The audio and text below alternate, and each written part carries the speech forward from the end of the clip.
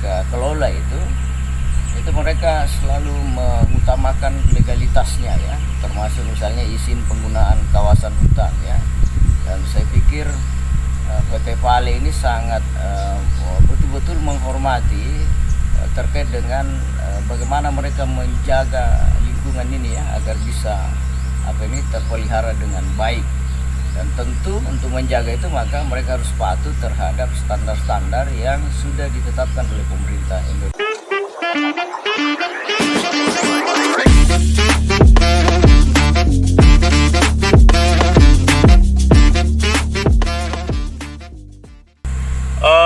Saya juga membaca data misalnya tentang hutan mangrove ya kita di Indonesia, dan itu dari tahun ke tahun itu mengalami degradasi yang hebat.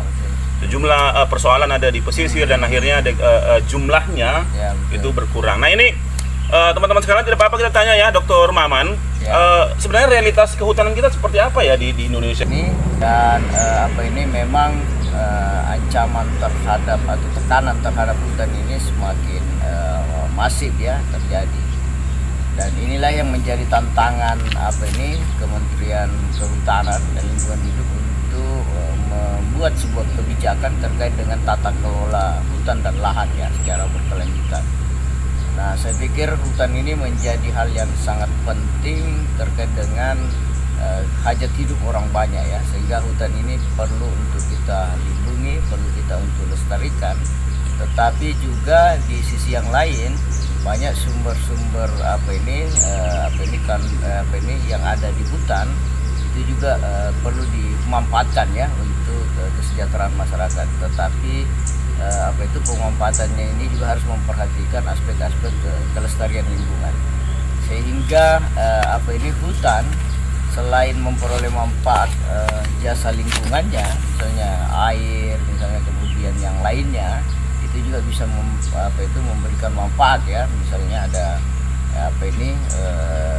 sumber-sumber yang lain yang bisa dimanfaatkan oleh masyarakat di kawasan hutan.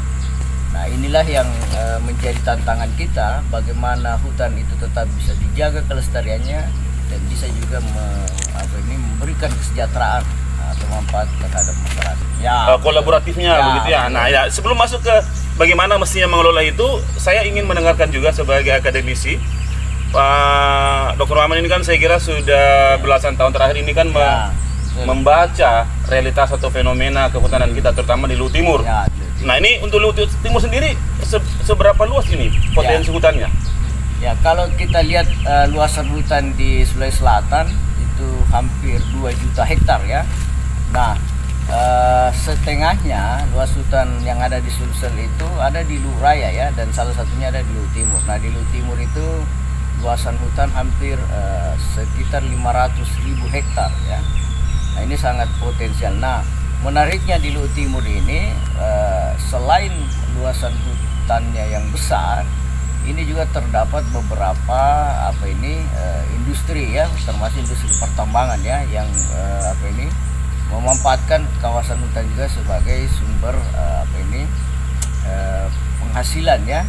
Nah, inilah mungkin yang yang sering kalau ini tidak dikelola secara baik, ini bisa memberikan dampak sosial, ekonomi dan lingkungan terhadap masyarakat.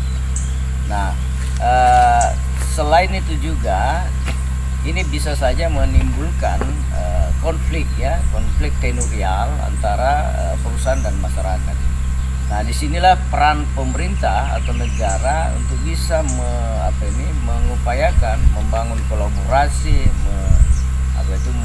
meminimalkan terjadinya konflik tenurial yang bisa saja terjadi ya dari aktivitas yang dilakukan oleh perusahaan pertambangan. Nah, saya pikir di Luhut Timur itu misalnya dengan keberadaan PT Vale yang sudah hampir 50 tahun lebih, tahun 60-an ya, dan saya pikir ini adalah salah satu perusahaan yang betul-betul sangat memperhatikan kelestarian lingkungannya, meskipun mereka juga secara memanfaatkan pengusahaan tambangnya, tetapi mereka juga tetap menjaga kelestarian hutan dan saya pikir ini harus bisa menjadi contoh usaha-usaha penanganan pasca tambang ya. Jadi mereka melakukan penghijauan kembali wilayah yang sudah dimanfaatkan. Di lokasi yang sudah digali? Ya, sudah digali ya. Jadi, reklamasi berarti ya? Ya, itu yang reklamasi ya. Jadi oke, PT Pale ini melakukan reklamasi setelah melakukan kegiatan aktivitas pertambangan. Dan saya pikir ini perlu dicontoh ya oleh usaha-usaha pertambangan yang lain. Pak Dokter, saya merasa bagaimanapun menjelaskan katakanlah eksistensinya Vale sudah sejak tahun 60-an. Itu kan pasti ada basisnya atau legal standingnya begitu ya. Nah, untuk pembacaan Pak Dokter kira-kira pada situasi ada tren misalnya pemanfaatan hutan, kemudian konversi hutan juga di dalamnya. Itu seberapa patuh sebenarnya dengan aturan dan segala macam. Ya, saya lihat kalau melihat PT Vale ya mereka memang punya sangat punya standar ya, termasuk kepatuhan mereka terhadap regulasi yang ada ya. Jadi setiap wilayah-wilayah yang mereka kelola itu mereka selalu mengutamakan legalitasnya ya, termasuk misalnya izin penggunaan kawasan hutan ya. Dan saya pikir PT Vale ini sangat betul-betul menghormati terkait dengan bagaimana mereka menjaga lingkungan ini ya agar bisa terpelihara dengan baik. Dan tentu untuk menjaga itu maka mereka harus patuh terhadap standar-standar yang sudah ditetapkan oleh pemerintah Indonesia ya, apalagi ini terkait dengan pemanfaatan kawasan hutan untuk pembangunan di luar kehutanan ya. Jadi pertambangan itu termasuk salah satu kegiatan yang di luar kehutanan. Nah, saya melihat di beberapa tempat Vale ini sudah memenuhi standar-standar aturan yang ditetapkan oleh pemerintah Indonesia ya, termasuk mulai dari tahapan eksplorasi dan sebagainya ya. Nah, inilah yang yang harus menjadi contoh kita bagaimana melakukan upaya-upaya usaha-usaha pertambangan yang baik lah ya, baik dalam artian menghargai masyarakat yang ada di sekitar, kemudian bagaimana menjaga kelestarian hutan dan lingkungan. Usaha konservasi, apakah upaya-upaya untuk merehabilitasi hutan misalnya itu efektif atau tidak? Atau apakah itu relevan dengan kebutuhan misalnya masyarakat sekitar? Jangan sampai misalnya ada semacam kontradiksi ya peruntukan begitu ya, dan akhirnya mereka terpinggirkan. Saya melihat bahwa memang selama ini kan kita selalu menganggap bahwa usaha pertambangan dan masyarakat itu agak sulit bisa berjalan berdampingan ya. Tetapi saya melihat bahwa di sisi yang lain sebenarnya ini bisa dikolaborasikan ya, bisa diintegrasikan, tergantung bagaimana kedua pihak ini, masyarakat kemudian usaha pertambangan itu bisa membicarakan ya, bisa duduk bersama untuk membangun hubungan-hubungan terkait dengan pemanfaatan sumber daya ya. Nah, saya pikir selama ini yang dilakukan PT Vale terhadap masyarakat sekitar ini sangat baik sekali ya, karena PT Vale ini memang memiliki standar yang cukup baik bahwa bagaimana mereka bisa menghargai masyarakat, bagaimana mereka bisa mengelola lingkungan dengan baik. Dan saya pikir praktek-praktek ini coba dijalankan oleh PT Vale dan masyarakat juga memberikan respon yang baik ya. Ketika usaha-usaha yang akan dijalankan misalnya PT Vale itu mereka bisa terlibat dalam proses-proses termasuk misalnya dalam upaya bagaimana melakukan kontrol terhadap pengelolaan yang dilakukan oleh perusahaan. Jadi perusahaan ini betul-betul mendengarkan apa yang menjadi problem yang dihadapi masyarakat dari dampak usaha yang mereka lakukan. Dan saya pikir ini hal yang menarik untuk bisa kita lihat, dan secara ekonomi juga masyarakat memperoleh itu ya, karena mereka bisa membangun usaha-usaha misalnya kan yang ada ruang kolaboratif yang kemudian kreatif di masyarakat. Saya melihat PT Vale juga memfasilitasi itu ya inisiatif-inisiatif yang dilakukan oleh masyarakat.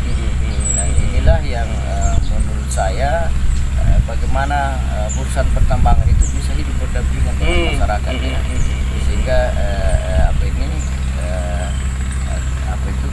kesejahteraan itu bukan hanya dirasakan oleh perusahaan ini ya, tetapi masyarakat juga memperoleh dampak itu. Yang bermukim di Ya, sekitar lokasi. termasuk misalnya upaya-upaya pelestarian, konservasi. Nah, dan saya pikir PT Pale di wilayah konsesinya ini mereka sangat mendukung itu ya. Ketika ada upaya-upaya misalnya konservasi danau, hutan misalnya yang dilakukan oleh masyarakat. Nah, menurut saya inilah yang harus hubungan-hubungan ini yang harus selalu dijaga sehingga apa yang menjadi harapan kita semua misalnya bagaimana lingkungan itu bisa terus memberikan manfaat kepada kita, kemudian kita bisa hidup secara harmonis misalnya dengan usaha-usaha pertambangan yang ada, dan ini bisa bagaimana membangun kemandirian masyarakat di sekitar wilayah pertambangan. Saya pikir itu benar. Iya, teman-teman sekalian, menarik ya apa yang disampaikan Pak Dr. Maman. Jadi dari sisi sosial, ekonomi, ekologi ini bisa hidup berdampingan dan mestinya memang didorong selalu berdampingan. Nah, tapi ini kan begini Pak Dokter. Ini terakhir ini tentang obrolan kita nih yang saya kira tidak perlu panjang-panjang, tapi poinnya harus nyampe bahwa yang namanya kapasitas masyarakat itu kan dari waktu ke waktu memang berhadapan juga dengan kondisi eksternalnya. Betul. Bahwa ada semacam regulasi, ada tuntutan perusahaan tentang bagaimana standar-standar pengelolaan kawasan, ada semacam penguasaan pada bagaimana manajemen area, bagaimana usaha-usaha kecil menengah begitu ya, yang mungkin bisa tumbuh di situ. Nah, sebenarnya kalau membaca tren internal dan juga kecenderungan eksternal ini, Pak Dr. Maman membacanya seperti apa? Bagaimana itu bisa beradaptasi begitu? Di PT Pale ini ya, selain itu tadi mereka juga tetap mendorong bagaimana peningkatan sumber daya manusia ya, masyarakat yang ada di sekitar tambang itu ya. Jadi mereka membuat misalnya program vokasional misalnya kan, kemudian peningkatan kualitas pendidikan ya lewat pendidikan formal misalnya kan, dan itu mereka intens melakukan itu ya. Karena mereka menganggap bahwa dengan keberadaan perusahaan ini itu bisa memberikan kontribusi terhadap peningkatan sumber daya manusia ya, masyarakat yang ada di sekitar itu, sehingga mereka itu bisa menjadi manusia yang terampil misalnya. Dan saya melihat misalnya di beberapa program yang dilakukan itu, jadi masyarakat yang SDM-nya sudah ditingkatkan oleh PT Pale. Mereka tidak hanya mengharapkan bisa bekerja di Pale ya, mereka bisa bekerja juga di tempat-tempat yang lain. Dan saya pikir ini program menurut saya yang sangat menarik yang dilakukan oleh perusahaan terhadap masyarakat sekitar ya, wilayah pertambangan. Dan ini memang menjadi hal yang penting ya, karena sektor pengembangan sumber daya manusia ini bisa memberikan manfaat jangka panjang ya ke depan terhadap masyarakat sekitar. Dan saya pikir termasuk juga menangani soal pengangguran ya. Jadi dengan memiliki keterampilan, kualitas SDM yang bisa. Nah ini ya, tapi ini kan bukan hal baru ya, karena memang sejak tahun 60-an sudah ada dan sudah ada skema CSR sejak lama. Nah ini Pak Dokter, ini kira-kira kalau mau membuatnya lebih efektif ya, bahwa ada semacam dampak nyata, dampak signifikan, sepertinya bagaimana program-program itu disusun, dijalankan bersama. Mungkin ada advice kira-kira untuk program kolaboratif seperti apa di area hutan. Kira-kira yang bagaimana? Karena ini kan bicara regulasi.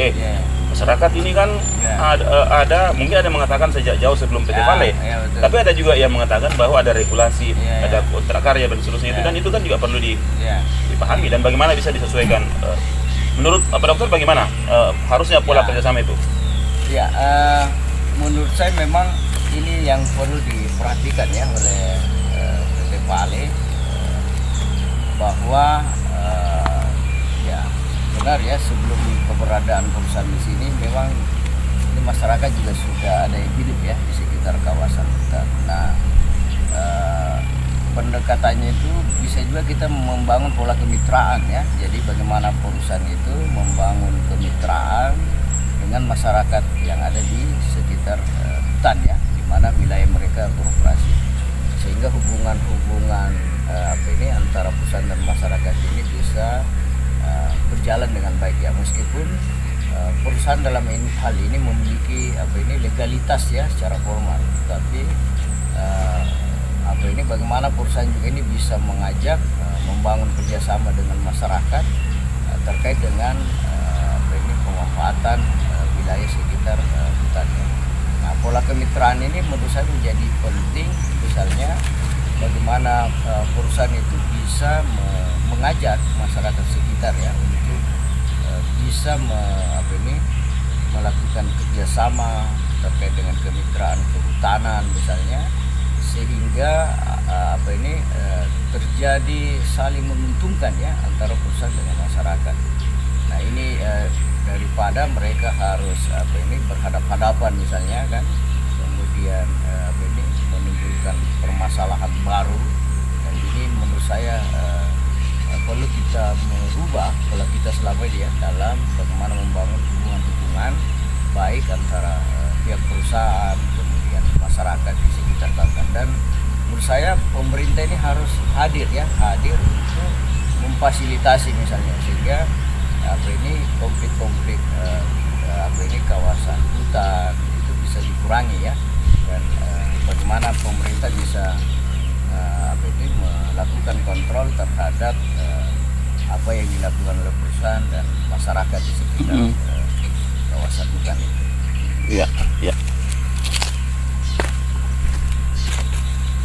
Ada contoh konkret, misalnya Ya. katakanlah term-term atau istilah-istilah kolaborasi, Ya. bentuk-bentuk nama kolaborasinya Ya.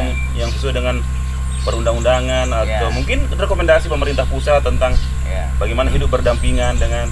Ya, kalau saya sih contoh konkret misalnya kalau perusahaan itu memiliki izin penggunaan kawasan hutan dan masyarakat sudah ada di kawasan hutan itu, ya bisa dengan itu tadi ada pola kemitraan ya. Mitra. Jadi bagaimana perusahaan itu memitrakan wilayah izin mereka dengan masyarakat, dan tentu dibangun dengan membuat kesepakatan ya, ada nota kesepakatan yang bisa dibuat antara masyarakat dengan perusahaan, sehingga nanti dalam proses pemanfaatan ini mereka bisa tidak harus saling mengganggu ya, tapi bisa saling menguatkan ya. Nah, jadi masyarakat masih itu bisa memanfaatkan wilayah itu, tetapi itu tadi perusahaan juga harus bisa menjaga bagaimana masyarakat ini bisa memanfaatkan wilayah itu dengan baik. Ya, bisnisnya ya, jalan, tambahnya jalan, ya. warga juga. Tapi ada contoh kayak di Indonesia yang seperti ini? Kalau di isu wilayah-wilayah tambang ini sepertinya masih belum ada ya. Belum ada? Ya. Oh, oke. Beda dengan izin-izin kawasan hutan yang lain, misalnya HTI dan segala macam ya. Nah, tetapi memang pemerintah sekarang KLHK ini lagi mencoba untuk merumuskan kebijakan terkait dengan bagaimana kemitraan masyarakat itu di wilayah pertambangan ya, antara perusahaan dengan masyarakat. Sementara dirumuskan. Ada semacam inisiatif ya, dari pusat yang memang untuk memungkinkan ya itu. Nah, teman-teman sekalian, menarik sekali obrolan Pela kita dengan Dr. Abdurrahman Nur, akademisi Universitas Andi Jemah, Kota Palopo. Ini tentang bagaimana atau realitas ya isu hutan kita dan bagaimana mestinya hidup berdampingan ya antara pengusahaan tambang dan komunitas yang ada di sekitar area itu. Nah, banyak yang juga berharap sebenarnya apa yang menjadi arahan pemerintah pusat, kemudian provinsi, kabupaten, kota, dan juga komunitas atau tapak ini Pak Maman, ini kan memang ada semacam kerinduan untuk punya skema kolaborasinya. Ya, nah ini Pak Dr. Maman ternyata juga adalah anggota Dewan Kehutanan Nasional ya. Nasional. Saya kira SK tahun lalu ya, yang atau 2022 ya. Ya. 2027. Ini dengan seperti Prof Yusran juga ya, Yusran Yusuf ya. Nah, pengusahaan tambang, masyarakat. Pak Dr. Maman memberi indikasi bahwa PT Vale telah berada pada on the right track. Baik pada aspek misalnya pengusahaan tambang secara kolaboratif, misalnya dalam hal pelibatan masyarakat, baik sebagai tenaga kerja, karyawan, maupun juga sebagai mitra yang memang menyiapkan sejumlah resources ya. Ya, betul. Butuh pangan, butuh keamanan, butuh hal-hal yang saya kira memang itu model bagaimana tambang bisa hidup berdampingan. Ya. Nah, teman-teman sekalian, di tengah misalnya perundang-undangan atau regulasi hutan ini memang ada semacam boundary yang jelas antara kebijakan pusat dan Ya. bagaimana warga ada di Ya. sekitar itu ya, dan itu sudah disebutkan tadi Pak Ahmad. Saya kira menarik ya. Jadi ini tetap menjadi PR bersama, bukan hanya PT Vale tapi juga kita semua, Ya. baik itu organisasi masyarakat sipil, masyarakat atau komunitas kita di lingkar tambang, Ya, betul. pemerintah kabupaten kota, pemerintah provinsi dan pemerintah pusat, bahkan dunia. Kecenderungan bahwa hutan kita ini semakin berkurang dari waktu ke waktu, saya kira jelas Ya, tentang bagaimana pemanfaatan untuk Ya. ekonomi ya. Tapi bagaimanapun kita akan sustain jika kita bisa menjaga alas hidup kita. Ya. Alas hidup kita adalah sumber daya hutan, Ya. tanah juga ya, dan air ya. Ya. Ya, air seperti di belakang kita Ya. ini dari Danau Matano. Salam dari Danau Matano. Terima kasih banyak Pak Dr. Rahman. Siap. Kasih. Mantap.